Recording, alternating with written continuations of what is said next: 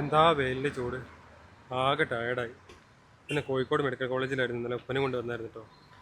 അവിടെ അഡ്മിറ്റായി, കാഷ്വാലിറ്റിയിൽ നിന്ന് ചെക്കിങ്ങും കാര്യങ്ങളൊക്കെ കഴിഞ്ഞ് ഏകദേശം ഒരു 5:30 മണിയായിരുന്നു വാർഡിലേക്ക് മാറ്റിയപ്പോൾ.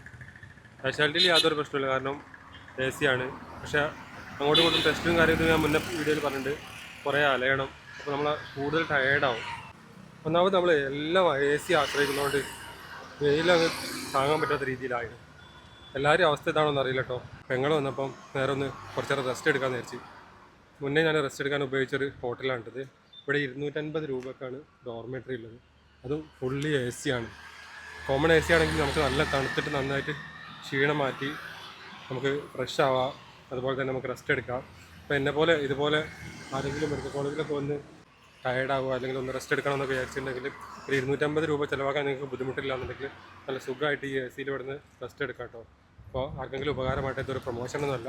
മുന്നേ ഒരു ദിവസം ഞാൻ ഇവിടെ സ്റ്റേ ചെയ്തിട്ടുണ്ട്, അന്ന് വീഡിയോ എടുക്കാനൊന്നും പറ്റിയില്ല. അപ്പോൾ ഇങ്ങനെ ഒരു വീഡിയോ എടുത്ത് നിങ്ങളെ കൂടി അറിയിക്കുക, അങ്ങനെ ഒരു ഓപ്ഷൻ ഇവിടെ ഉണ്ട് എന്നുള്ളത്. നമുക്ക് മെഡിക്കൽ കോളേജ് പുതിയ കാഷ്വാലിറ്റിൻ്റെ തൊട്ടടുത്തായിട്ട് തന്നെ വരുന്നത് കുന്നമംഗലം റോഡിൽ റോഡ് സൈഡിൽ തന്നെ കേട്ടോ.